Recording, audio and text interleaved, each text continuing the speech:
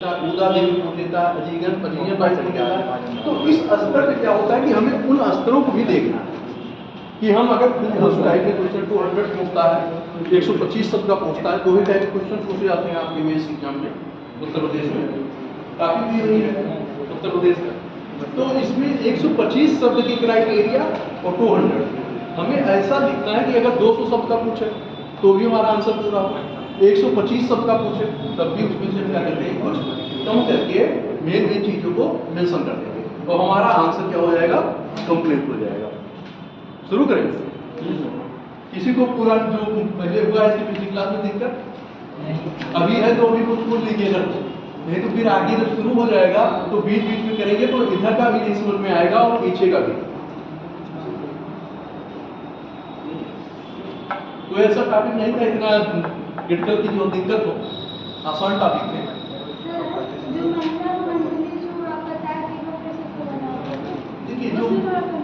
देखिए महिला मंडली में जैसे एक प्रकार की सेना, उन्होंने अपनी संगठन रानी लक्ष्मीबाई ने किया था, तो उन्होंने क्या काम किया कि बताया था और जो उसने महिला मंडली मस्तानी महिला मंडली की स्थापना की और 1851 के विद्रोह में बढ़ चढ़ के हिस्सा लिया।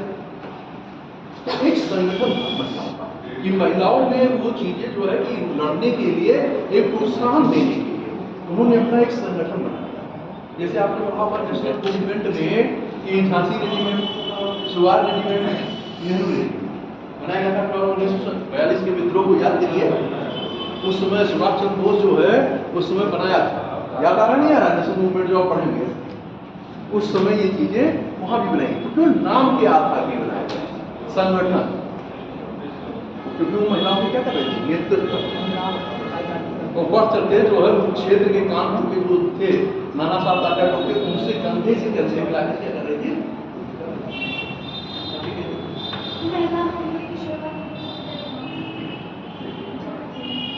यहाँ जो यहाँ आकर करेंगे तो यहाँ जो आपका टॉपिक है यहाँ तो उस पर अगर हम उसके पीछे जाएंगे तो बाद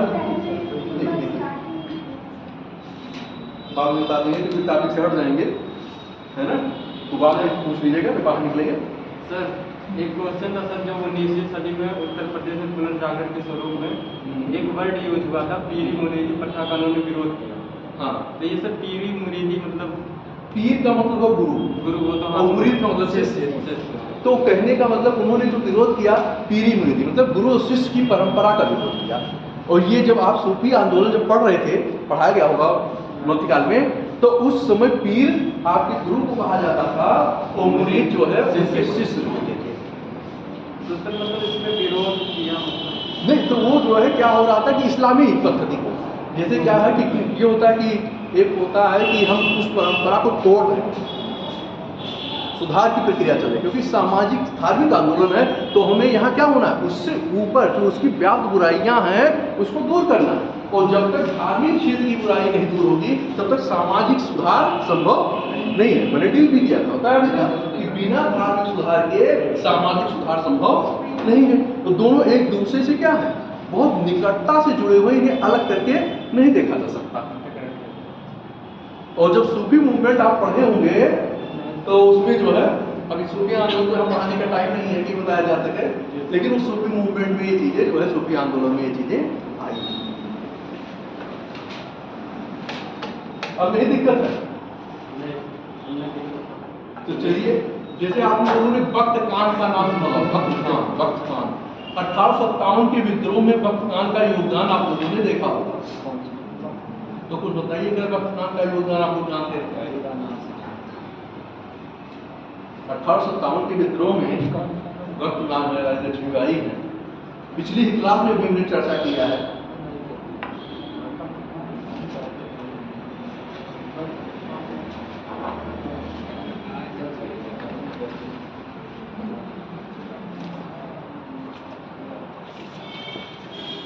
चलिए देख लीजिएगा, ये आसान है, आपके जब 1857 का विद्रोह कहोगे तो उसमें आपको आसानी से मिल जाएगा। अगला ये जो नहीं मिलेगा उसको नोट करें। झलकारी बाई कौन थी? तथा 1857 में झलकारी बाई उसी में लिखी, हाँ लिखी दीजिए, ये जो झलकारी बाई ये तो लिखवाया गया। रानी लक्ष्मीबाई की हम सकल। ठीक है, लिखाया गया है, लेकिन वो जो है थोड़ा है। वो जब सभी महिलाओं का योगदान पूछा जाएगा तब आप तो दे सकते हो, लेकिन अगर प्रश्नल उसी पे क्वेश्चन पूछ लेता तो आपके पास मैटर कम पड़ रहे हैं, तो इसलिए जो है हम उसको लिखा रहे हैं। बाकी तो हम भी जानते हैं कि उसको हमने नोट कराया है, लेकिन अगर 200 100 का अगर 200 टूट गया तो आपके पास 100 शब्द हैं, तो कैसे लिखोगे?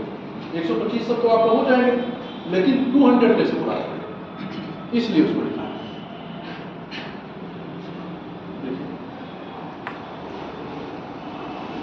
झलकारी बाई कौन थी? 1857 के विद्रोह में योगदान।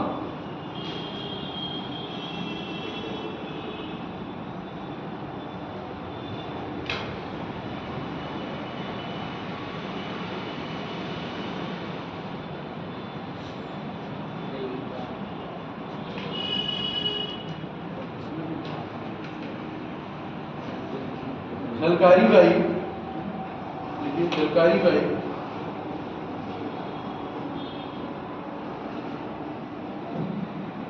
रानी लक्ष्मीबाई की सेना, रानी लक्ष्मीबाई की सेना में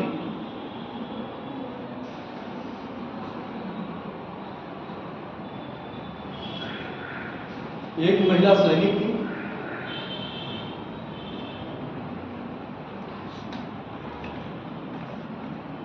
जिसने 1857 के झांसी के युद्ध में झांसी के युद्ध में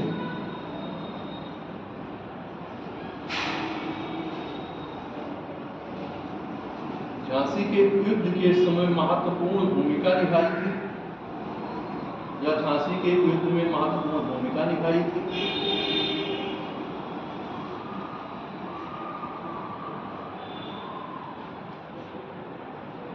बाईस नवंबर, नीचे से लिखे, 22 नवंबर 1830 को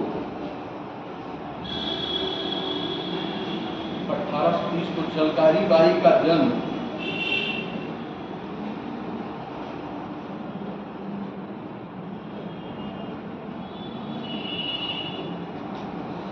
बुंदेलखंड के एक गांव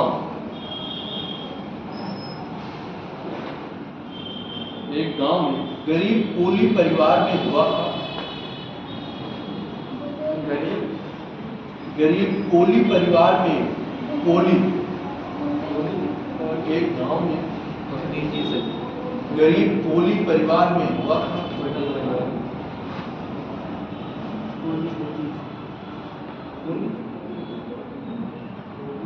पिता सदोवा,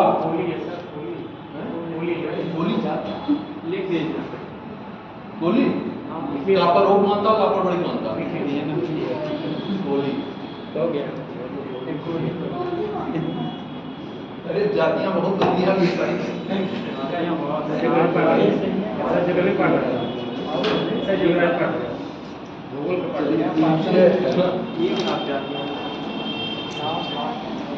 पिता सदोवा, पिता सदोवा ब्रैकेट में मूलचंद कोली, मूलचंद कोली, क्योंकि आप गाँव में पीछे लिखे तो सब लिखना पड़ेगा। और माता जमुनाबाई, माता जमुनाबाई ब्रैकेट में धनिया, ब्रैकेट में धनिया थी, ब्रैकेट बंद, मतलब जमुनाबाई। झलकारी बाई बचपन से ही, भाई आपकी जो है दिया गया सिलेबस में तो जानना जरूरी है।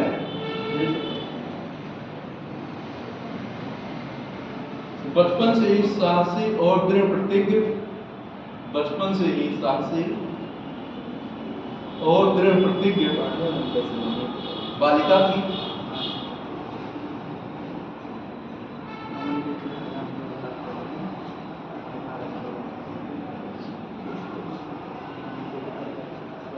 सिपाही पूरन सिंह के साथ विवाह,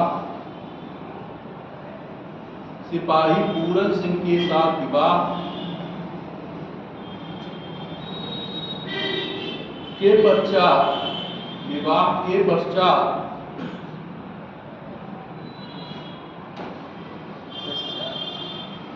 झांसी की रानी लक्ष्मीबाई की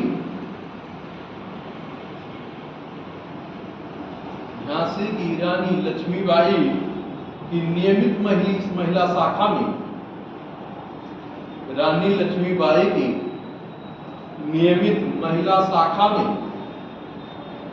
सिपाही के रूप में भर्ती हो गई। सिपाही के रूप में भर्ती हो गई।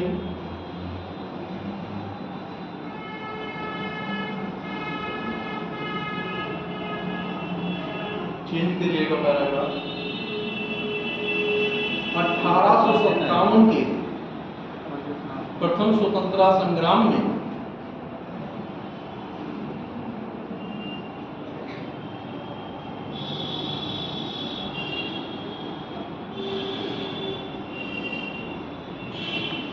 अंग्रेजी सेना से रानी लक्ष्मीबाई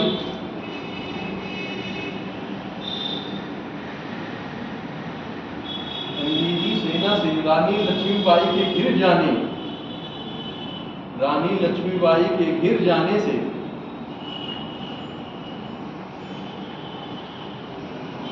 या गिर जाने पर झलकारी बाई बड़ी सूझबूझ के साथ गिर जाने पर झलकारी बाई बड़ी सूझबूझ के साथ रानी के वेश में युद्ध करती रही।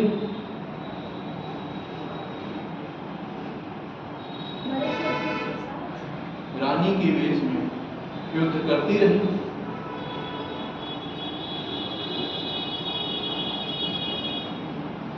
और पकड़े जाने से पूर्व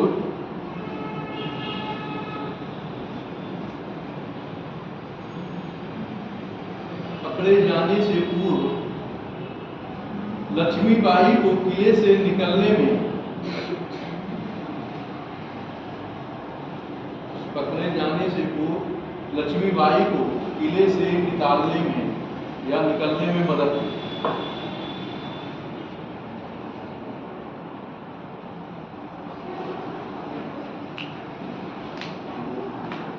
अंग्रेजों के साथ लड़ते हुए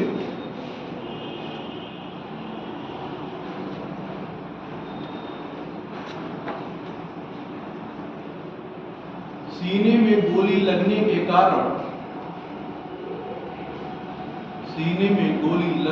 कारण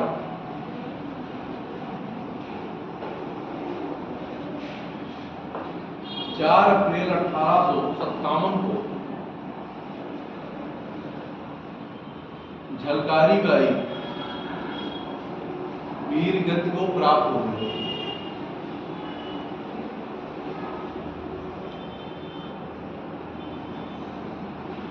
ये आपके कुछ महत्वपूर्ण बिंदु हैं जो उसमें कुछ छूटा हुआ था, उसको हमने जोड़ दिया।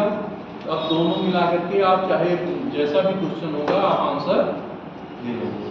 अब आपके पास पर्याप्त मैटर हो गया है कि चाहे जिस टाइप का क्वेश्चन पूछेगा आपको आंसर देने में कोई प्रॉब्लम नहीं होगी। अगर छोटा पूछेगा तो उस रूप में आप कर लेंगे, बड़ा पूछेगा तो बढ़ा देंगे, है ना।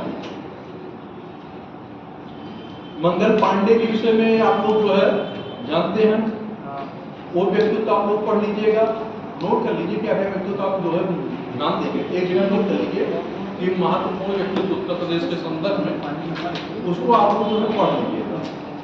बख्तान 1857 बख्तान नोट कर लीजिएगा। बख्त देखा 1857 की क्रांति में योगदान।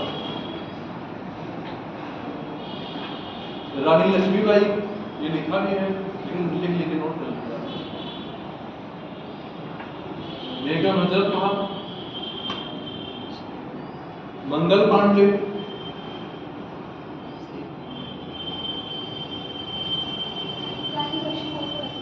बेगम हजरत महल, मंगल पांडे, झलकारी बाई हुई है। गोविंद वल्लभ पंत के व्यक्तित्व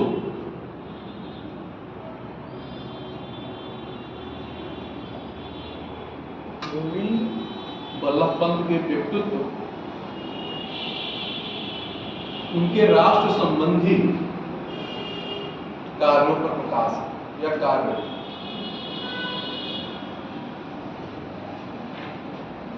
क्रांतिकारी आंदोलन में अगला अशफाक उल्लाह खां का योगदान ऊपर डालेंगे तो अशफाक उल्लाह खां के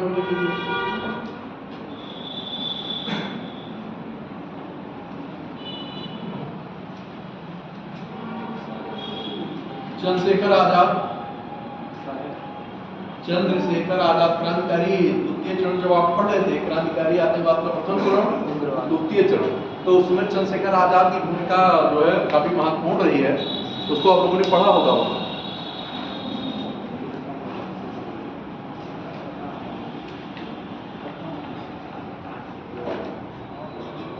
भारत छोड़ो आंदोलन में चिट्टू पांडे का, भारत छोड़ो आंदोलन में चिट्टू पांडे का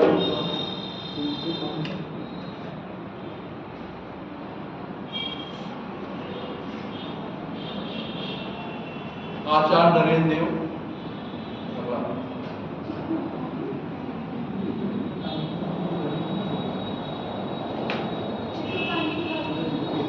चिट्टू पांडे का राष्ट्रीय आंदोलन में आचार्य नरेंद्र देव, सोशलिस्ट पार्टी जो दिन आप पूछ रहे थे,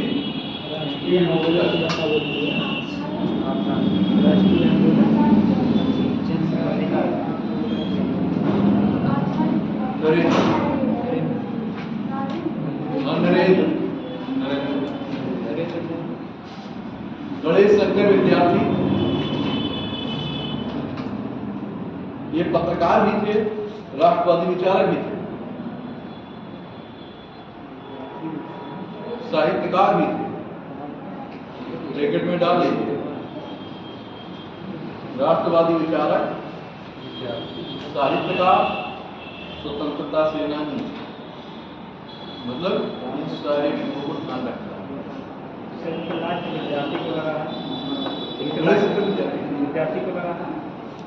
विद्यार्थी उनके टाइटल है लगी, जैसे आपका टाइटल कुछ है, उनका टाइटल कुछ है, उनका टाइटल कुछ है, धर्म नहीं लगा पांडे। अब वो जो लगाए हमें उन्हीं को सही है, अब वो क्यों नहीं लगाए, क्या करता, अब वो जाने, हमें जिस जो है बस हमें उसी से मतलब। 1857 की क्रांति में, 1857 की क्रांति में लियाकत अली के नाम से आप लोग परिचित होंगे। 1857 की महान क्रांति में लियाकत अली का योगदान को डाल दिया। तो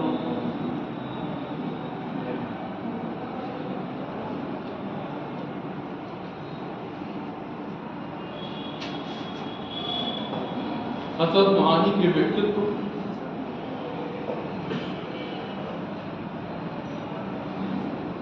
हसरत मोहानी, अभी पिछले ही क्लास में हसरत मोहानी लिखा गया था, बताया गया था ना हसरत मोहानी, उनके कार्यों पर चर्चा।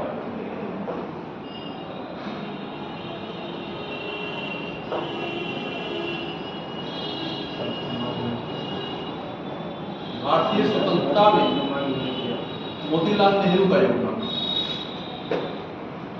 क्योंकि ये सब उत्तर प्रदेश से ही है।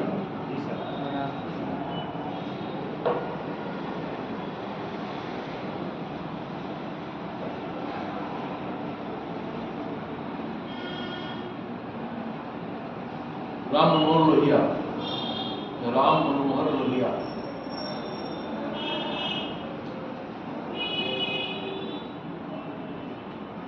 स्वतंत्रता से पूर्व और स्वतंत्रता के बाद।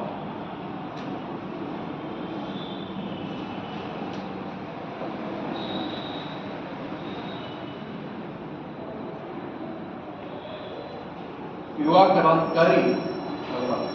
क्रांतिकारी राजेंद्र नाथ लाहिड़ी,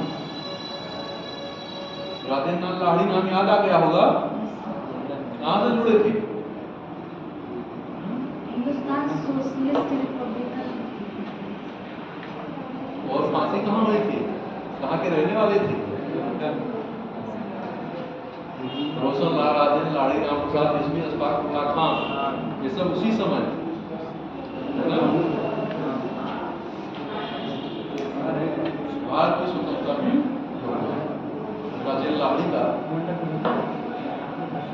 भारत की स्वतंत्रता में योगदान।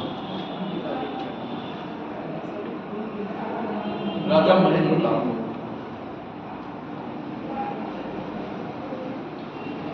राजा महेंद्र प्रताप, राजा महेंद्र प्रताप सिंह का भी आप लोगों ने पढ़ा होगा। अच्छी जो है काफी क्या किया था, सरकार का बनाई थी ना अच्छी। मॉडर्न इंडिया में जो पढ़ा होगा राजा महेंद्र प्रताप सिंह को, वो पढ़ा होगा उस समय।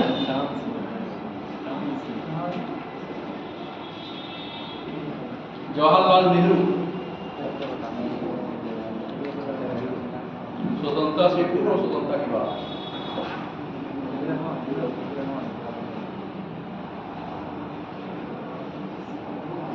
स्वामी सहजानंद सरस्वती, स्वामी सहजानंद सरस्वती,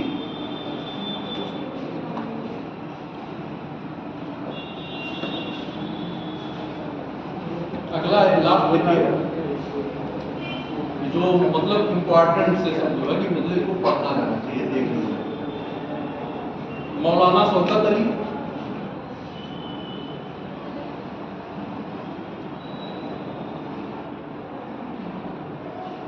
भारतीय स्वतंत्रता संग्राम में योगदान।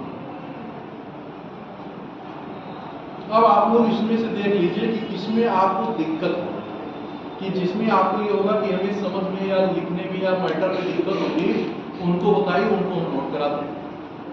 और अगर सब कर लो तो फिर आगे बढ़े। पढ़ लीजिए, मैंने जो नोट कराया है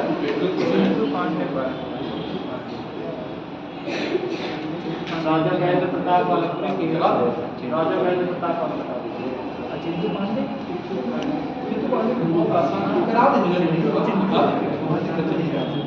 देख लीजिए, सभी लोग देखो, ऐसा नहीं केवल एक व्यक्ति एक जो है, सभी लोग देख लीजिए।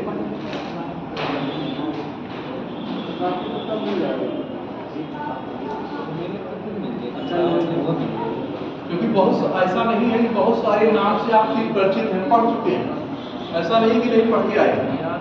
बस कुछ हो सकता है कि कुछ चीज़ों पे आपको जो है मैटर या अन्य चीज़ों की थोड़ी चीज़ें दिक्कत हो आ रही हो, तो उसको हम करा देते हैं। तो राजा महेंद्र प्रताप कराएं। आप लोगों की तरफ से नहीं आवाज आ रही है।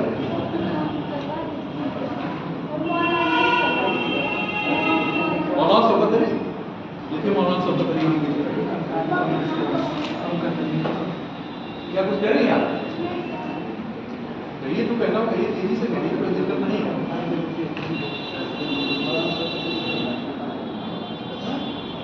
कुछ कहना चाह रही है?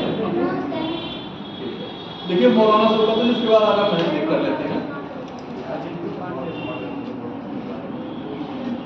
मौलाना शौकत अली, लास्ट में आप लोगों ने लिखा भी है भारतीय स्वतंत्रता संग्राम में योगदान। लिखिए, मौलाना शौकत अली का जन्म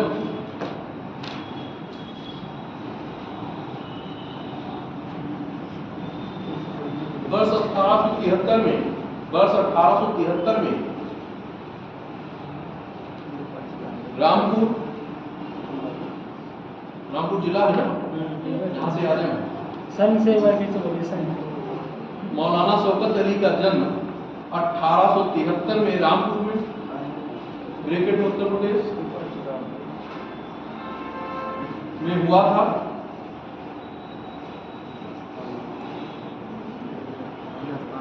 अली मतलब शौकत अली। शौकत अली एक अग्रणी स्वतंत्रता सेनानी, एक अग्रणी स्वतंत्रता सेनानी, अग्रणी मतलब आगे, अग्रणी स्वतंत्रता सेनानी, वो खिलाफत आंदोलन के नेता थे, खिलाफत आंदोलन के नेता थे।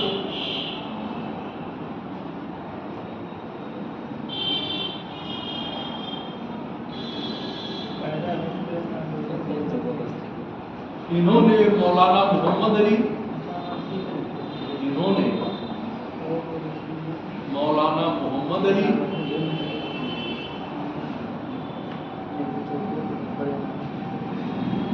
के साथ खिलाफत आंदोलन में, मौलाना मोहम्मद अली के साथ खिलाफत आंदोलन में, खिलाफत आंदोलन कब हुआ था? खिलाफत आंदोलन कब हुआ था?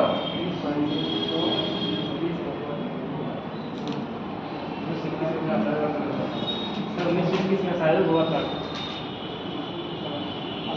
असहयोग आंदोलन के पहले खिलाफत आंदोलन हुआ।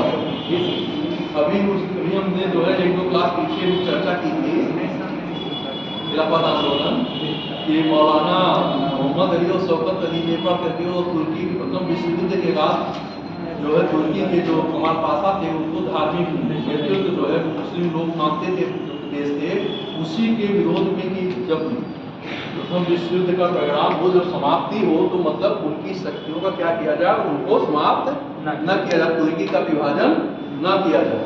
लेकिन उस समय तो जो है जब तक ये चला तो विश्व तब तक ये चीजें ठीक थी, लेकिन उसके बाद क्या हो गया उसको, तो क्या हो गया यहाँ के जो हमारे भारतीय मुस्लिम थे इन लोगों ने उसके खिलाफ क्या किया, खिलाफत आंदोलन किया। और उसी का अगला चरण क्या है, असहयोग। उसी में गांधी जी ने क्या काम किया था कि पहला जन आंदोलन शुरू किया था, क्योंकि उस समय गांधी जी ने देखा कि पहले कोई राष्ट्रीय आंदोलन या जन आंदोलन नहीं था, सभी की भागीदारी नहीं थी, हर क्षेत्र की, हर जाति की, हर समुदाय की भागीदारी उसके पहले नहीं थी। लेकिन गांधी जी आकर के क्या कर दिए, सबको एक मंच पे ला करके खड़ा कर दिया कि जो अंग्रेज ये कहते थे मुट्ठी भर लोगों का जो है नेतृत्व करते हैं कांग्रेस पार्टी, अब मुट्ठी भर की नहीं रह गई, सभी लोगों को ला करके कर दिया। तभी तो जन आंदोलन के मानक पे खरी उतर रही है, नहीं इसके पहले कहाँ था, इसके पहले जन आंदोलन नहीं था। आंदोलन तो बहुत चले, लेकिन जन आंदोलन के परिधि पे जो है कोई या मानक पे आके खड़ा नहीं होता। गांधी जी ने देखा कि ये परिस्थितियां ऐसी हैं कि इस समय क्या है, मुस्लिम संगठन को भी हम असहयोग आंदोलन में ला सकते हैं। खिलाफत के मुद्दा पे इसीलिए उन्होंने क्या काम किया, सहयोग दिया। जब आपको नेशनल मूवमेंट पढ़ाया जा रहा होगा उस समय इन चीजों की चर्चा हुई नहीं होगी। जब प्रथम जो है प्रथम विश्व युद्ध आपका हो रहा था, फर्स्ट वर्ल्ड वॉर, उस समय भी ये चर्चा हुई होगी। तो बात समझ आ रही है, आगे बढ़ रहे हैं।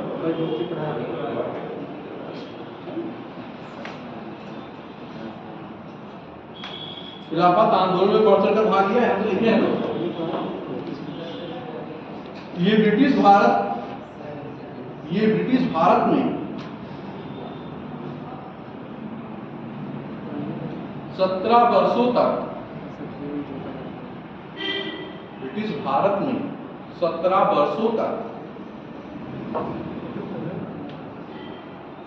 अवध और आगरा की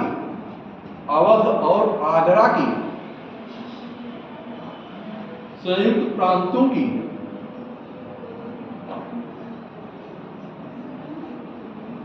की सिविल सेवा में कार्यरत रहे, मतलब कार्य कर रहे थे, सिविल सेवा में कार्यरत रहे।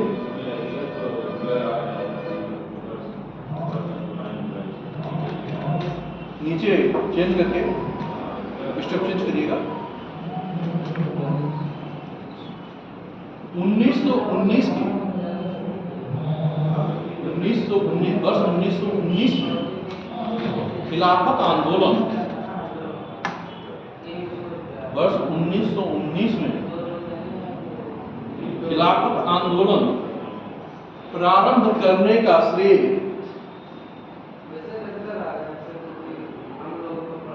मुख्यतः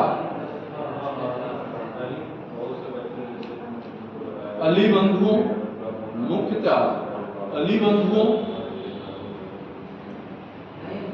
शौकत अली एवं मोहम्मद अली,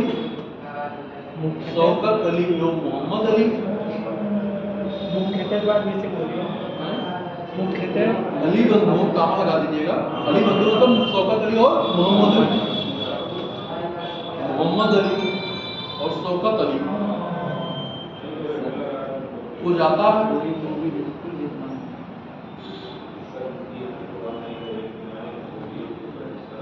शौकत अली ने अपने भाई मोहम्मद अली को शौकत अली ने अपने भाई मोहम्मद अली को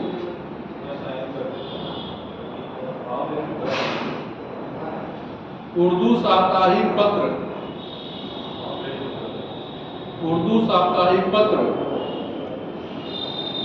हमदर्द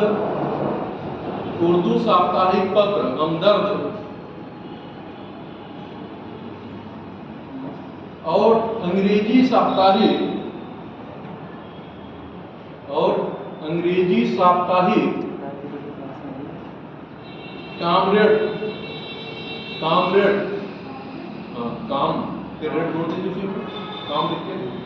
कामरेड प्रकाशित करने में मदद की। कामरेड प्रकाशित करने में, अब एक उर्दू पत्र था और एक अंग्रेजी पत्र था। कहने का मतलब ये है कि दोनों भाषा को समझने वाले लोगों के लिए क्या हो, चेतना का प्रसार पहुंचा, चेतना लाइए। बात समझ आ रही है कि जो भाषा जिस क्षेत्र में लोग रहने वाले हैं, अगर उस भाषा में उस पत्र का संपादन होगा तो विचारधारा क्या होगी, फैलेगी, और चेतना क्या होगी, जागृत होगी। अगर उस क्षेत्र में जो भाषा समझने वाले लोग नहीं हैं, अगर उस भाषा के पत्रों का या पत्रिकाओं का संपादन किया जाएगा तो क्या वो चीजें हो पाएंगी? नहीं हो पाएगी, क्योंकि जो चीज हम पहुंचाना चाह रहे हैं क्या है, नहीं हो पाएगा। इसीलिए तिलक ने अपने जो है वो पूर्ण आंदोलन में क्या कहा था, क्षेत्रीय स्तर पर भाषा का क्या किया जाए, भाषीय प्रांतों की मांग भी पहले पहल कौन खाया था, तिलक जी। वही जाकर के असहयोग आंदोलन में भाषा के आधार नागपुर में जब आया, उसके बाद क्या हुआ, भाषा के आधार पर समितियां गठित करनी शुरू कर दी गई। बताया गया नहीं बताया, होम रूल मूवमेंट जब आपको पढ़ाया गया होगा, असहयोग आंदोलन पढ़ाया गया होगा, नागपुर अधिवेशन बताया गया होगा, उसमें इन सारी चीजों का क्या है, मेंशन किया गया है।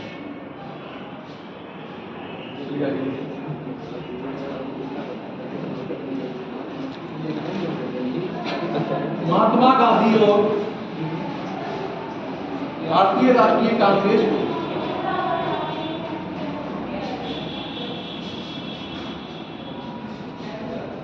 समर्थन देने के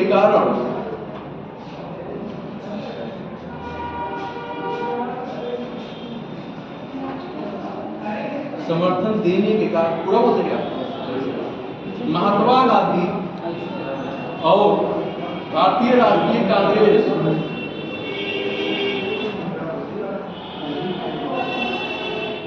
के समर्थन देने के कारण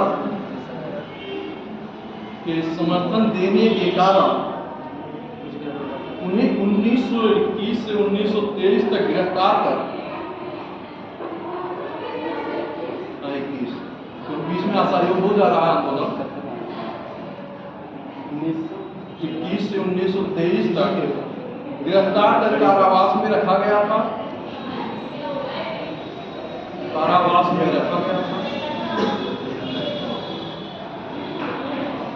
अब ये गिरफ्तार इसलिए किया जा रहा है क्योंकि खिलाफत आंदोलन के मीडिया में क्या हो रहा है, सहयोग कर रहे हैं। तो सहयोग कर रहे हैं तो हम ये चीज बड़े दूर से देख रहे हैं कि कहीं ऐसा ना हो, गांधी जी कुछ ऐसा कर दे कि जो हमारे सत्ता जो बनी हुई है उसके लिए दिक्कत खड़ी हो जाए, हमारी प्रशासन व्यवस्था के लिए समस्या खड़ी हो जाए। इसलिए क्या है कि इनको पहले अंदर कर दो, जब अंदर कर दो तो क्या होगा, कमजोर होगा, राष्ट्रीय आंदोलन क्या होगा, कमजोर होगा। उसी समय आप देख रहे हैं कि जब 1920 का आंदोलन हुआ तो उसके बाद फिर सविनय अवज्ञा आंदोलन आ रहा है।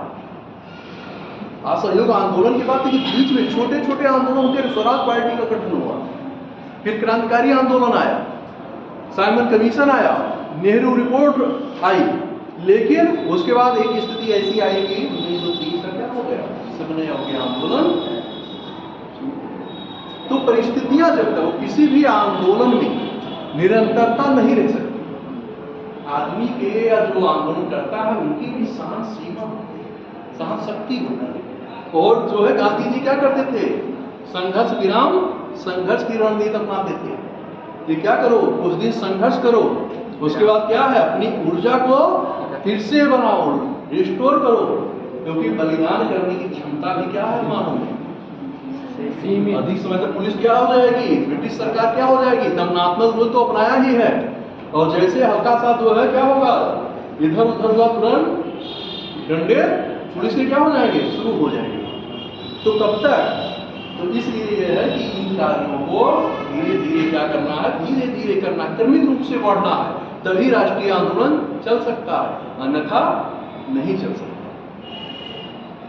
है ना। इसीलिए गांधी जी की रणनीति सफल हुई। अंग्रेज ये समझ नहीं समझ पा रहे थे कि जनता जो है निसहाय होकर के और बिना हथियारों से, बिना हथियारों के सुसज्जित होकर के और बैठ करके आंदोलन कर रही, शांतिपूर्ण रूप से। अब इस आधार पे अगर ब्रिटिश जो है दमनात्मक कार्रवाई करती है, तो ब्रिटिश के ऊपर जो विदेशी शक्तियां हैं क्या कहेंगी, मानवाधिकार का हनन हो रहा है। और इधर क्या हो रहा है, अगर ये दमनात्मक कार्रवाई नहीं कर रहे तो इनकी कानूनों की क्या हो रही है, धज्जियां हो रही है। अब इनके सामने आगे को पीछे खाई की स्थिति उत्पन्न हो रही है। बात समझ आ रही है। तो गांधी जी में वो व्यक्तित्व था, गांधी जी में वो नेतृत्व की क्षमता थी कि जो अंग्रेजों को विवश कर दिया। इसके पहले किसी व्यक्तित्व में ऐसी ताकत या ऐसी क्षमता नहीं थी कि जो है इस प्रकार की परिस्थितियां उत्पन्न कर पाए। इसीलिए कहा जाता है गांधी जी दांव और पेंच के नेता थे। गांधी जी दांव और पेंच के नेता थे। वो परिस्थितियों को बहुत दूर से देखते थे, वो बहुत बारीकी से देखते थे, और जब जनता आवाज देती थी कि नहीं गांधी जी आप नेतृत्व करिए, तो क्या होता है, तब गांधी जी आगे बढ़ते। आपने देखा कि सुभाष चंद्र बोस जो है, जब दूसरा अधिवेशन त्रिपुरी का संकट आप लोगों ने देखा होगा, देखा है ना, कि जब वो निर्वाचित होकर आते हैं, उसके बावजूद भी गांधी जी ने क्या कहा कि आप अपनी पसंद की समितियां बनाइए। सुभाष चंद्र बोस नहीं बना पाए, अंत में क्या हो गया, इस्तीफा दे दिया। फिर पट्टाभी सीता रमैया को बनाया गया। तो कहने का मतलब यह है कि इन सारी चीजों को, गांधी जी के व्यक्तित्व को आप सीमित नहीं कर सकते, क्योंकि उसके पहले गांधी जी के व्यक्तित्व से पहले आपके राष्ट्रीय आंदोलन में ना इतना बड़ा आंदोलन हुआ था, ना जन आंदोलन हुआ। आप ये भी देखेंगे जब गोल में सम्मेलन हुआ था, तो गांधी जी वहां भी बहुत निडरता से अपने प्रश्नों का उत्तर दिया था। लेकिन भारत के राष्ट्रीय कांग्रेस के दामन को झुकने नहीं दिया। अब उस दौर में आप सोचिए कि उस समय गांधी जी में कितने साहस थे, कितनी योग्यता थी, कितनी इच्छा शक्ति थी कि उस समय गांधी जी 1930 में जो है 31 में जा रहे हैं, और उस समय जो है ब्रिटिश सरकार के सामने जो पूरे विश्व के एक प्रकार से राज करते। कहा जाता था कि अंग्रेजों का सूर अस्त नहीं होता, लेकिन वहां भी गांधी जी ने क्या काम कर दिया, वहां भी जो है दहाड़ के बोल रहे हैं, अर्धनंगे हैं, लेकिन गांधी जी क्या हो रहा है, प्रभावित नहीं हो रहा। तो ये सारी चीजें जो हैं, चलिए आगे।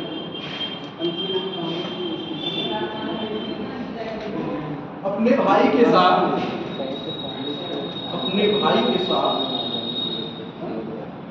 शौकत अली का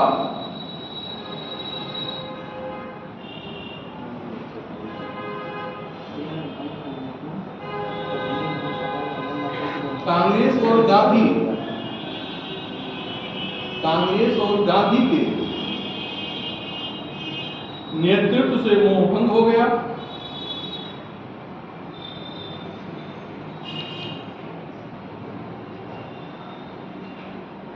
उन्होंने 1928 की नेहरू रिपोर्ट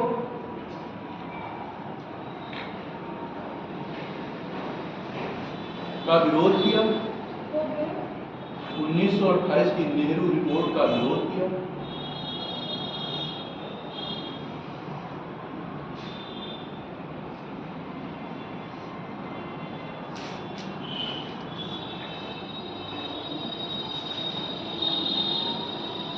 मुसलमानों के लिए अलग निर्वाचक मंडल की मांग की,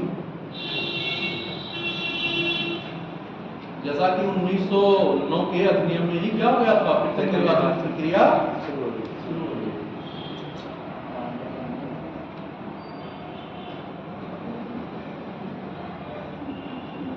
उन्होंने लंदन से पहले और दूसरे गोलमेज सम्मेलन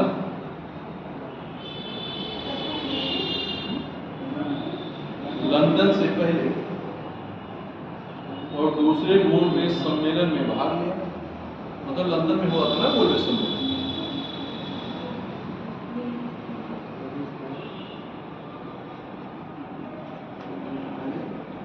1936 में मौलाना शौकत अली अखिल भारतीय मुस्लिम लीग में शामिल हो गए। अखिल भारतीय मुस्लिम लीग में शामिल हो गए। अखिल भारतीय मुस्लिम लीग में शामिल हो गए।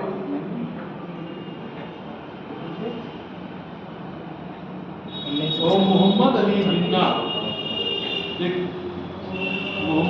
जिन्ना के करीबी राजनीतिक सहयोगी, जिन्ना के करीबी राजनीतिक सहयोगी और प्रचारक बन गए। सहयोगी और प्रचारक बन गए।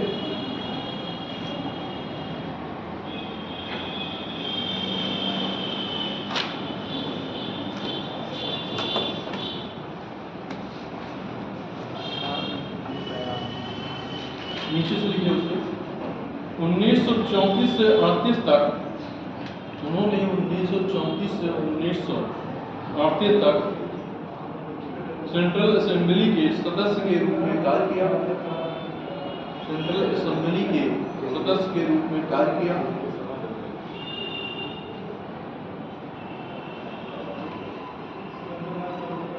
आगे नीचे भी लिखेगा।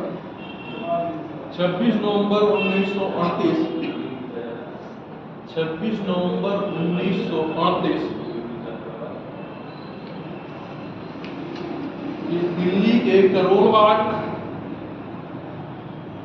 दिल्ली के करोल बाग में शौकत अली की मृत्यु हो गई।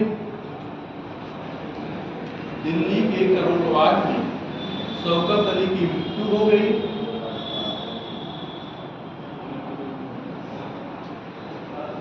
उनके शरीर को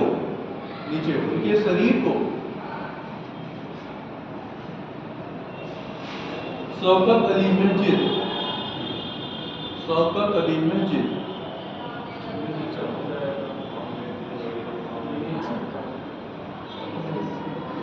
दिल्ली में जामा मस्जिद, कहाँ लगा देते हैं? दिल्ली में जामा मस्जिद,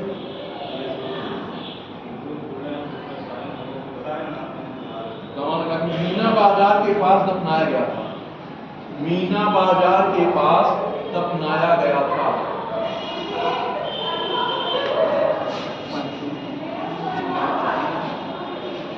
ये आपकी शौकत अली का जो है कंट्रीब्यूशन क्या था, ये हो गया। अब आपके पास चाहे 200 शब्द का क्वेश्चन पूछेगा और चाहे 125 शब्द का, तो आपके पास लिखने के लिए पर्याप्त है ना। जिस टाइप का पूछेगा उस टाइप का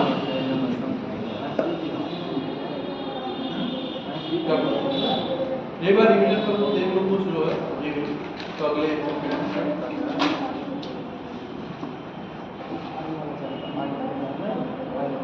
वैसे जहां जहां जो चीजें थी मैंने वैसे जो है डिफाइन कर दिया है।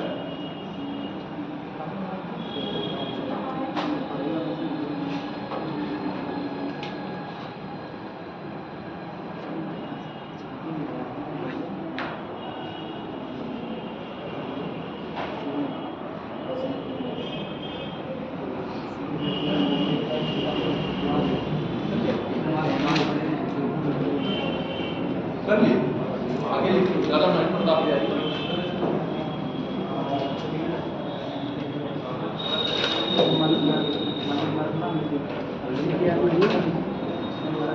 स्वतंत्रता संग्राम में राजा प्रताप का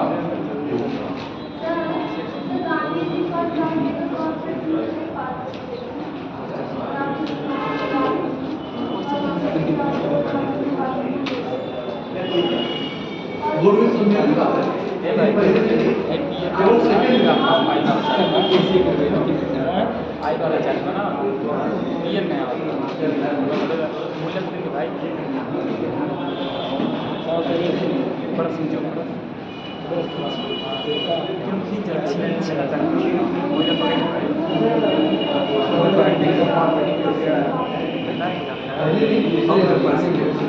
दूसरे बोर्ड में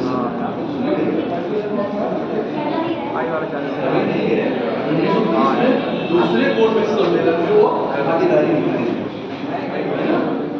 दूसरे बोर्ड में सम्मेलन में भागीदारी निभाई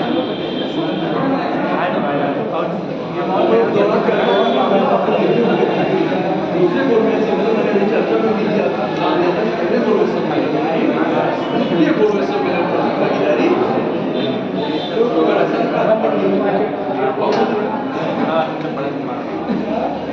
ये बड़ा है इसलिए हमने कहा कि पढ़ लीजिए पढ़ा तो नहीं गलती होती ना पढ़ा पढ़िए तो का ठीक जो है आप ये समझो कि हम दोनों भी कर रहे हैं लेकिन मैं वहाँ मेरे उनके लिए चर्चा की उसी चीज को आपको उन्होंने लिखा ये चीज़ कोई बात नहीं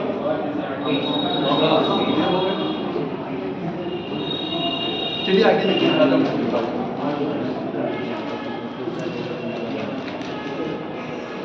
स्वतंत्रता संग्राम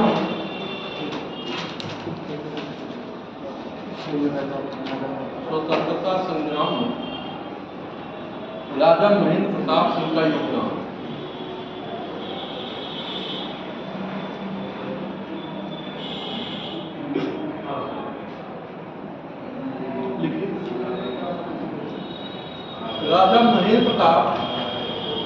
राजा महेंद्र प्रताप एक महान स्वतंत्रता संग्राम सेनानी एक महान स्वतंत्रता संग्राम सेनानी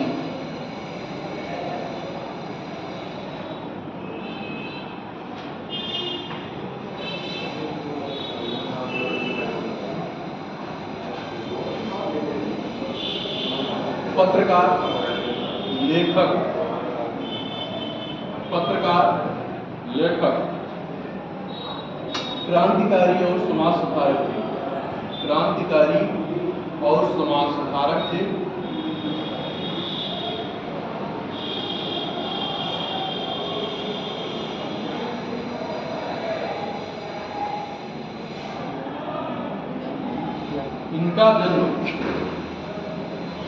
इनका जन्म वर्ष 1886 में एक जाट परिवार में हुआ था जाट परिवार में हुआ था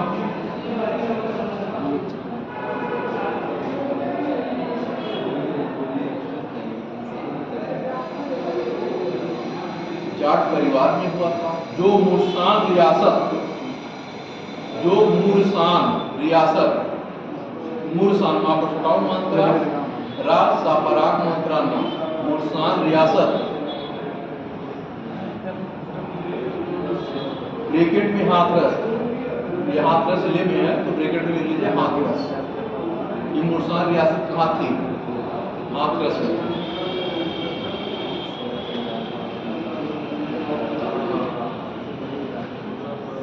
ये शासक थे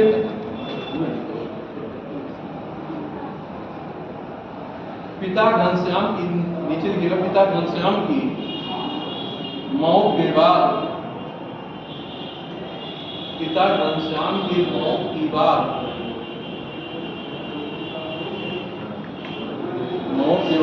उन्होंने रियासत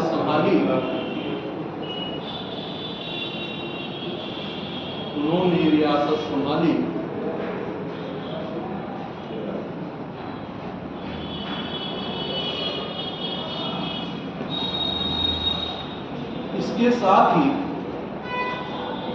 इसके साथ ही उन्होंने आजादी में भी योगदान देना प्रारंभ किया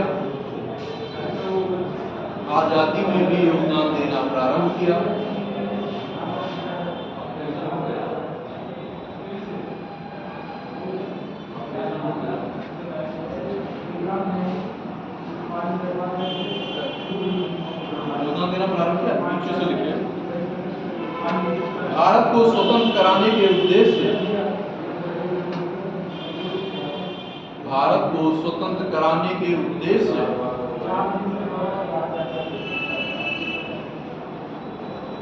प्रथम विश्व युद्ध के दौरान विदेश गए,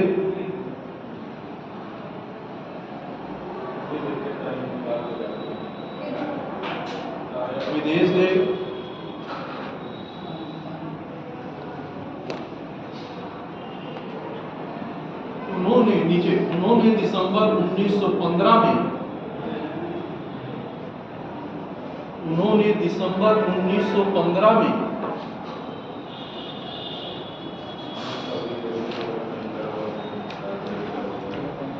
काबुल में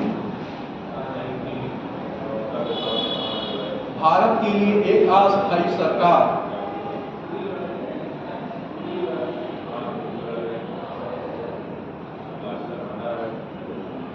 की घोषणा की।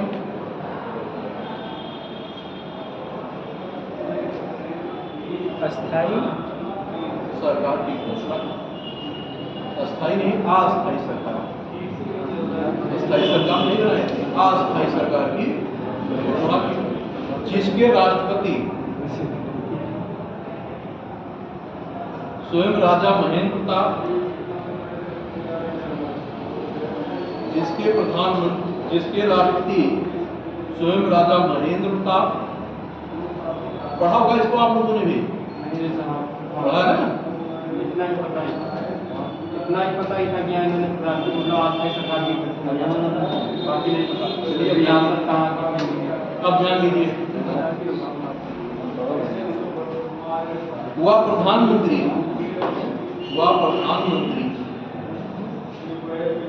मौलाना बरकतुल्लाह खान थे।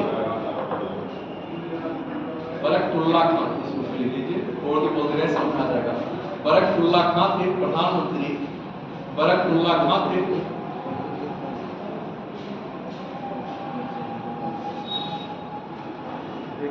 राष्ट्रपति महेंद्र प्रताप कर रहे हैं, प्रधानमंत्री तो बना रहे हैं बरकतुल्लाह। लेकिन कैसी सरकार है? अस्थायी नहीं है, अस्थायी है। मतलब जब तक ये कब तक टिकेगी, कब तक रहेगी, कोई पता नहीं है। जिस दिन क्या होगा, जब तक ये अपनी सत्ता चला रहे हो 1-2 महीने चला पाएंगे, उसके बाद अंग्रेज क्या करेंगे, वहां से हटा देंगे। क्योंकि इतनी ताकत भी नहीं कि वो अंग्रेज उससे क्या कर सके,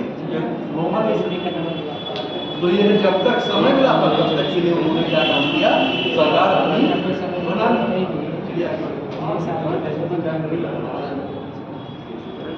अस्थायी सरकार नहीं टिकेगा, अस्थायी सरकार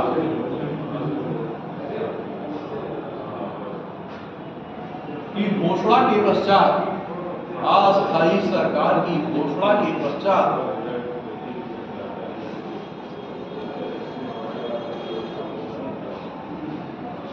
उन्होंने भारत की आजादी के लिए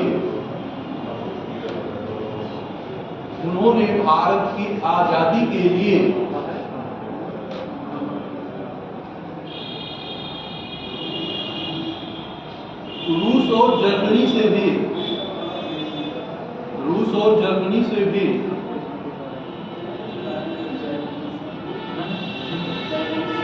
सहायता मांगी,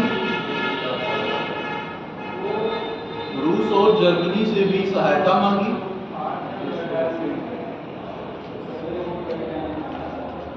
इन देशों ने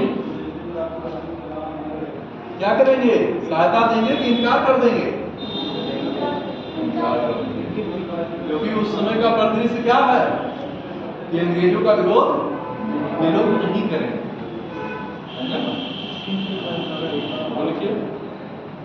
इन देशों ने सहायता करने से इनकार कर दिया।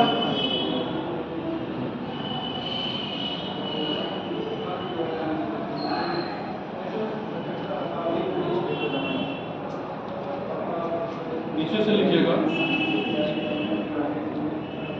वर्ष 1906 में राजा महेंद्र प्रताप ने कलकत्ता में भारतीय राष्ट्रीय कांग्रेस के अधिवेशन में भाग लिया, राष्ट्रीय कांग्रेस के अधिवेशन में भाग लिया। 1906 का जो अधिवेशन हुआ था कलकत्ता में ही तो हुआ था, उसके पहले कहां हुआ था? 1905 का।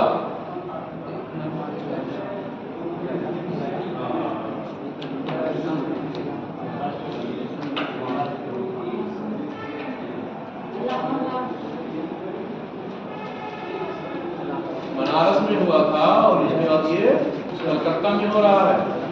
चेयरमैन कौन था? दादा भाई नौरोजी थे, है ना। चलिए आगे उन्होंने 1909 में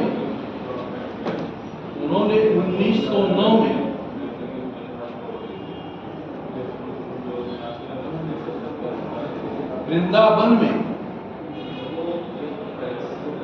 प्रेम महाविद्यालय की स्थापना की। प्रेम महाविद्यालय की स्थापना की।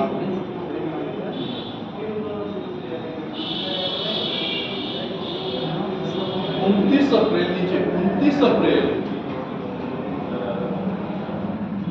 1979 को उनका देहांत हो गया।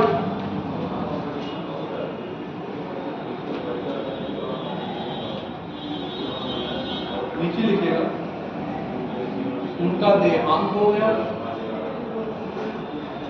उत्तर प्रदेश सरकार द्वारा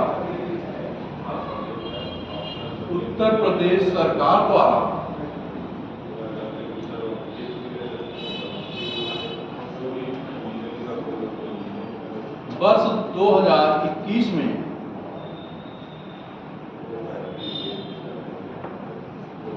राजा महेंद्र प्रताप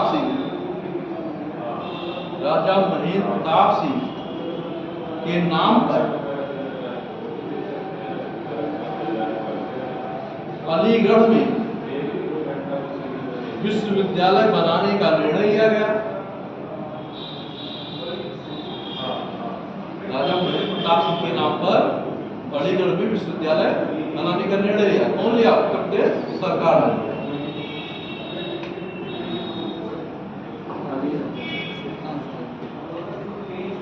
सरकार द्वारा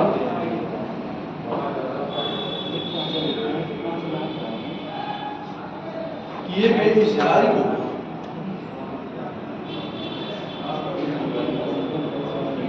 उनके प्रति एक सच्ची श्रद्धांजलि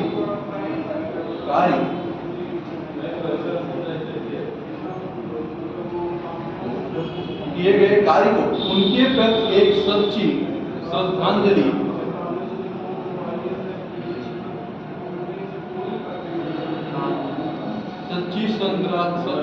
के रूप में देखा जा सकता है।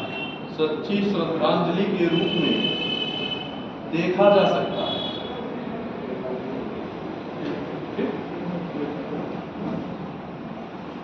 अब बात समझ में, अभी तक आप लोगों ने जो पढ़ा उसमें केवल इतना ही पढ़ा होगा कि राजा महेंद्र प्रताप सिंह क्या किए थे? अस्थायी सरकार बनाई, प्रधानमंत्री खुद बने और उनके जो राष्ट्रपति खुद बने और प्रधानमंत्री बरकतुल्लाह बने। अब उन्होंने छिटपुट कार्य अपने क्षेत्र में किए थे, लेकिन वो अस्थायी नहीं है। जब सरकार ही अस्थायी नहीं है तो उसके किए गए कार्य कहां से अस्थायी होंगे? जितनी शक्तियां हैं उतनी ही शक्तियों के अनुसार आदमी कार्य करेगा। तो जितनी उनके पास ताकत थी, जितनी शक्तियां थी, उसका प्रयोग करते हुए उस क्षेत्र में उन्होंने सुधार के कार्य किए, लेकिन वो अस्थायी नहीं। पढ़ लीजिएगा।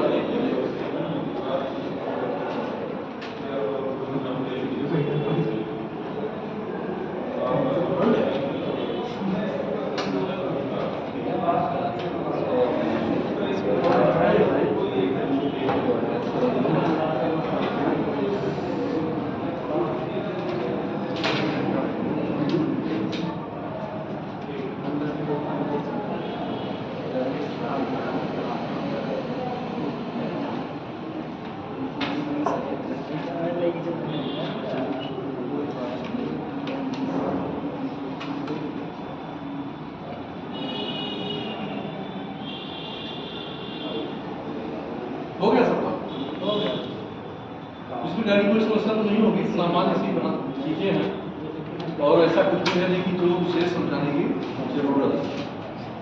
आपका अगला टॉपिक है उत्तर प्रदेश में ग्रामीण, शहरी एवं जनजातीय मुद्दे।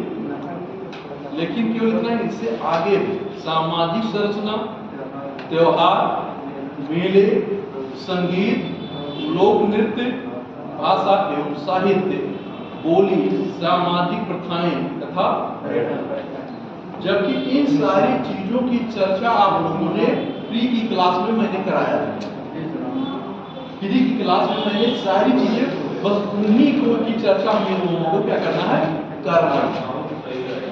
जैसे हिंदुओं के क्या त्योहार होते हैं, मुस्लिमों के क्या त्योहार होते हैं, बौद्धों के क्या त्योहार हैं, जैनों के क्या हैं, पारसी के क्या हैं, उन्हीं सब के विषय में आपके क्या होगा, त्योहार से संबंधित क्वेश्चन पूछेगा, लोक नृत्य से संबंधित क्वेश्चन पूछेगा, लोक गीतों से संबंधित क्वेश्चन पूछेगा, जैसे सोहर, बिरहा, कजरी, ये सारी चीजें, चैती, फगुआ, फाग, ये सारी चीजों से संबंधित आपसे क्वेश्चन पूछे जाएंगे। तो आप हिंदू धर्म से संबंधित जान सकते हैं कौन कौन से त्योहार होते हैं। मुझे लगता है कि सारे त्योहार आप जानते होंगे, है ना। जैसे आपका जो है, चलिए दलित भगाना आप तो एकादशी भी होगा, ये सुबह भगाया गया होगा हर जगह, एक प्रचलन है, चलिए ठीक है, कोई बात नहीं। तो इसी प्रकार के जो आपके उत्तर प्रदेश से संबंधित, चाहे वो हिंदू धर्म का हो, चाहे मुस्लिम धर्म का हो, उसके विषय से संबंधित आपसे क्वेश्चन पूछे जाएंगे। ये भी हो सकता है कि आपसे केवल एक टॉपिक पूछा जाए, या हो सकता है कि पूरे उत्तर प्रदेश के संदर्भ में जो क्या क्या त्योहार मनाए जाते हैं, पूरा एक क्वेश्चन लेकर के पूछ ले। फिर आपसे पूछ सकता है कि लोकगीत से संबंधित क्वेश्चन पूछ सकता है, तो आप पूरा क्वेश्चन लोकगीत में पूछ लेंगे। या इस प्रकार का पूछ सकता है कि बुंदेलखंड क्षेत्र से संबंधित बोली या वहाँ के नृत्य से संबंधित क्वेश्चन पूछ सकता है, पूर्वांचल के लोक नृत्य से संबंधित क्वेश्चन पूछ सकता है, या वहाँ पे लोकगीत से संबंधित क्वेश्चन पूछ सकता है। तो इन सारे बिंदुओं का उल्लेख आपको इस टॉपिक में करना है। और जबकि ये टॉपिक क्या है, रटने वाला टॉपिक। ये टॉपिक क्या है, रटने वाला टॉपिक। जो क्वेश्चन पूछेगा उसमें आपको क्षेत्र की क्या होनी चाहिए, जैसे भाषा पे आप आएंगे तो भाषा में आप देखेंगे अवधी है, ब्रज है, बुंदेली है, इन सारी चीजों को आपको क्या करना होगा, पढ़ना। जैसे अवध, तो अवध क्षेत्र जो है, जैसे अवध क्षेत्र उस क्षेत्र में बोली जाएगी, बुंदेली है तो उस क्षेत्र में बोली जाएगी, बघेली है तो उस क्षेत्र में बोली जाएगी, पहाड़ी है तो उस क्षेत्र में बोली जाएगी, और अगर ब्रज है तो ब्रज के क्षेत्र में बोली जाएगी। तो इनसे संबंधित आपके क्वेश्चन जो पूछेगा, भाषा से संबंधित और बोली से संबंधित क्वेश्चन पूछेगा। जिस प्रकार से आपने देखा कि उत्तर प्रदेश राज्य सरकार ने 1968 में हिंदी को प्रथम भाषा के रूप में स्वीकार किया, और आपने द्वितीय भाषा के रूप में आपने देखा कि 1989 में उर्दू को भी क्या किया गया, द्वितीय भाषा के रूप में स्वीकार किया गया। जब हम लोग प्री क्लास करा रहे थे तो उस समय जो है इसकी चर्चा की गई थी। अब फिर आएगा बोली से संबंधित। तो बोलियां क्या होती है, क्षेत्रीय स्तर। भाषा का एक व्यापक रूप होता है और बोली का क्षेत्र क्या होता है, भाषा के विघटन से बोलियों का निर्माण होता है और बोलियों के संगठन से भाषा का निर्माण। बात समझ आ रही है कि जब कई क्षेत्र की बोलियां एक जगह आएंगी तो क्या ले लेगी, भाषा, और जब बोली रहेगी तो क्या होगा, वो भाषा का रूप नहीं लेगा। जैसे आपने देखा प्राली, प्राकृत, अवहट, अभ्रंश, ये सारी, उसके बाद जो आपकी हिंदी भाषा प्रचलित होती है, क्रमिक विकास है। ये भाषा का क्या है, क्रमिक विकास है। हिंदी साहित्य भी किसी का है बीए में, इसमें बीए में कोई लड़का हिंदी साहित्य लिया नहीं लिया, इंटर तक तो पढ़ के आए होंगे आप लोग हिंदी में। तो इसमें आप लोगों ने पढ़ा होगा आदिकाल, मध्यकाल, रीतकाल, आधुनिक काल, कविता, प्रयोगकाल, प्रगतिकाल, ये सारी चीजें आप लोगों ने पढ़ा होगा इंटर में भी, है ना। तो ये सारी चीजें आपके वहां से भी क्वेश्चन आते थे, और उसी में आपने पढ़ा होगा क्रमिक विकास कैसे हो रहा है, भाषा का क्रमिक विकास कैसे हो रहा है, पढ़ा होगा। तो पाली से प्राकृत, प्राकृत से आपका अपभ्रंश, अपभ्रंश से अवहट, उसके बाद जो है प्राचीन हिंदी भाषा का। तो इसके आधार पर भाषा का क्रमिक विकास क्या हो रहा है, हो रहा है। तो ये टॉपिक आप अब नृत्य से संबंधित, नृत्य मतलब नाच जो उस क्षेत्र से संबंधित है। कुछ क्या हुआ, पुत्रोत्सव के पुत्र के जन्म पे, कुछ विवाह के अवसर पर, कुछ फसल की कटाई के अवसर पर। तो इस प्रकार के क्या होते हैं कि आप यहाँ नृत्य, ये सोहर है तो सोहर कब किया जाता है, आप लोग अच्छी तरह जानते हैं सोहर कब गाया जाता है, कजरी कब गाया जाता है। तो उसका भी उसी प्रकार से क्या होता है कि क्षेत्र विशेष से, हर क्षेत्र में जैसे पूरे उत्तर प्रदेश से संबंधित है, लेकिन सामान्यतः पूर्वांचल से आधा, पश्चिमोत्तर उत्तर प्रदेश, लेकिन क्या है कि सामान्यतः पूरे प्रदेश में क्या होता है, आधा गायन होता है। तो यही मोटे मोटे आपके जो है इस टॉपिक में हमें चर्चा करेंगे। पर्यटन से भी संबंधित हमने बताया था कि आपकी पर्यटन प्लेस के रूप में कौन कौन से क्षेत्र हैं, आगरा है, मथुरा है, अयोध्या है, बनारस है, ये सारे क्षेत्र आपके क्या है पर्यटन के दृष्टिकोण से महत्वपूर्ण चित्रकूट है।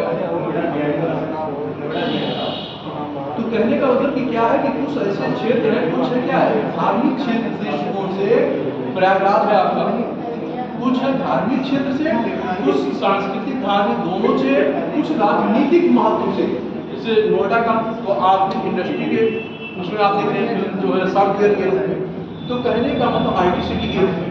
तो अन्य क्षेत्रों का ये तो लेकिन आप जो पर्यटन के दृष्टिकोण से देख रहे हैं तो पर्यटन कहाँ होगा, सांस्कृतिक सामाजिक क्षेत्रों से जो संबंधित स्थल होंगे उस पर। जैसे मुगल काल में जो स्थापत्य हुआ है उसको आप देखिए, आगरा में साथ में कोई मोटा उदाहरण आप ले सकते हैं कि सबसे अधिक पर्यटन आपके उत्तर प्रदेश में कहाँ होता है, ऐसा नहीं कि केवल ताजमहल की वजह से होता है, क्योंकि वो क्या कर रहा है, अधिक लोगों को विदेशी पर्यटक आते हैं तो आगरा जरूर जाते हैं, शायद कोई नहीं जाता हो लेकिन मैक्सिमम लोग जाने का प्रयास करते हैं। मथुरा में तो आप ये जान ही रहे हैं, अयोध्या में जान ही रहे हैं कि अयोध्या, मथुरा, काशी, वृंदावन, ये सारी चीजें जो है आपका पर्यटन स्थल के रूप में विकसित है।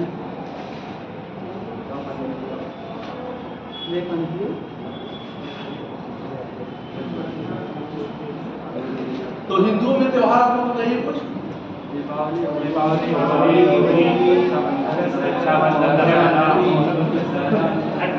ठीक है। जब इस टाइप का आपका क्वेश्चन जैसे पूछेगा कि क्वेश्चन एक क्वेश्चन बोल रहा हूँ, एक क्वेश्चन बोल रहा हूँ, इस पे आपने बताना। सुनिए, हंसी मत करिए, जो क्वेश्चन है आप अपने टॉपिक से ही रिलेटेड बात करिए, ज्यादा अच्छी है ना, क्योंकि जो बातें यहाँ हो टॉपिक से रिलेटेड करिए जो आपके सिलेबस में मेंशन किया है, बाकी जो बातें करनी हो क्लास के बाहर करिए, है ना।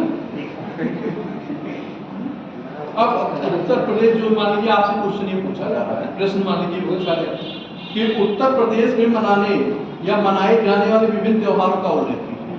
अब आप इस क्वेश्चन से संबंधित या मान लीजिए मैं प्रश्न आपसे कर रहा हूँ कि उत्तर प्रदेश में मनाए जाने विभिन्न त्योहारों का उल्लेख, तो आप इसमें क्या समझ रहे हैं, क्या क्या चीजें हमें करनी चाहिए। अभी जो चीजें मैंने बोली है उन्हीं से संबंधित चीजों को आपको आंसर देना, तो क्या देंगे, वही तो मैं जानना चाहता हूँ। इतना देर हमारे बताने का मतलब क्या हुआ, वही मैं आपसे पूछ रहा हूँ। त्योहार वगैरह में तो त्योहार किस रूप में भाई, त्योहार में तो सभी त्योहार आ गए, गायन वगैरह होता है। इसमें आपको केवल एक धर्म विशेष पे नहीं चलना है ना, क्वेश्चन पूछा विभिन्न त्योहार, ये तो केवल एक पर्सपेक्टिव जो है एक धर्म विशेष पे नहीं पूछा गया है, विभिन्न त्योहारों की बात कर रहा है कि उत्तर प्रदेश में कितने त्योहार किससे संबंधित, विभिन्नता जब आए, डाइवर्सिटी की बात हो तो आपको सबको लेके चलना है, क्योंकि अपनी सोच को आप बिना स्तर पे ले जाइए, होलिस्टिक अप्रोच दीजिए। ये क्वेश्चन क्या आपसे मानना चाह रहा है, क्वेश्चन का इंडिकेशन ही यही है, क्वेश्चन जो आपने पूछा विभिन्न, उसको आप हाँ क्षेत्र का तो क्षेत्र विशेष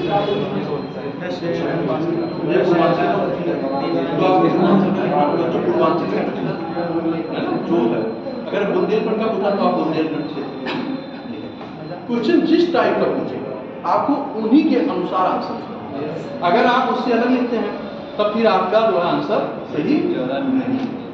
अब इसमें आपको सीधा सा आंसर है, अभी मैंने नाम लिया था हिंदू, मुस्लिम, बौद्ध, सिख, पारसी, जैन, इन सारे क्या करना है, सबकी चर्चा करनी है।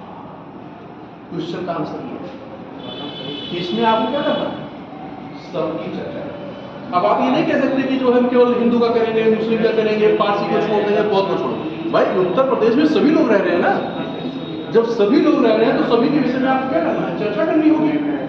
अगर हम सबकी चर्चा नहीं कर रहे हैं तो उत्तर प्रदेश में किसी विषय में नहीं कर रहे हैं ना, किसी चीज को छोड़ रहे हैं और किसी चीज को विशेष महत्व दे रहे हैं। तो हमें क्या करना है, सबको देखना। अब हिंदू धर्म में जैसे आप मान लीजिए कि 8-10 का नाम दे दीजिए, मुस्लिम में आप 4-5-6 नाम दे दीजिए, बौद्ध में 2-3 दीजिए, जैन में 3-4 दे दीजिए और पारसी में 1-2 दे दीजिए। बस इन्हीं के आधार पे आपका क्या होगा, पूरा क्वेश्चन कंप्लीट होगा। क्योंकि इससे ज्यादा हमारे पास स्पेस भी नहीं है लिखने का कि हम लिख पाए। हाँ तो आपकी साइड में आ गया, ईस्टर है, क्रिसमस है, तो ये सारी चीजें जो है, नौरोज आपका पारसी हो गया। तो इन सारी चीजों को क्या करना है, आपको लिखना है। आप क्या करिए, एक डायग्राम बना लें, डायग्राम बना के या फ्लो चार्ट बना करके उन चीजों को क्या कर दें, डिक्टेट कर दें। जैसे हिंदू का है तो हिंदू में आप दशहरा ले लें, दीपावली ले लें, मकर संक्रांति है, महाशिवरात्रि है, होली है, ये सारी चीजें जो है आपके क्या हो रहे हैं, त्योहार ही तो है। तो इन सारी चीजों को आप ले लें। मुस्लिमों में मुहर्रम है, ईद उल जुहा है, फजहा है, मिलाद नबी है, तो इन सारी चीजों को आप ले सकते हैं। बौद्ध में बुद्ध पूर्णिमा है, जैन में महावीर जयंती है, महावाणी। तो इन सारी चीजों से संबंधित आप क्या कर सकते हैं, ले सकते हैं। और पारसी में नौरोज ले लें जो चर्चित है। ईसाई में आप जो है क्रिसमस जान ही रहे, इतना चर्चित रहता है कि उसको आप लोग मनाते भी हैं। हमारे इंडिया में बहुत तेजी से मनाया जा रहा है क्रिसमस को, है ना। तो कहने का मतलब कि बस इन्हीं सारे बिंदुओं को क्या करना है, चर्चा करना। जो मैंने पूछा था इसका उत्तर भी यही है जो मैं बता रहा हूँ। अब इसमें जो है अब आसानी से आप जो है क्वेश्चन क्या होगा, बहुत आसानी से आपका आंसर कंप्लीट हो गया। ठीक है, आप लोग 5 मिनट की आइए।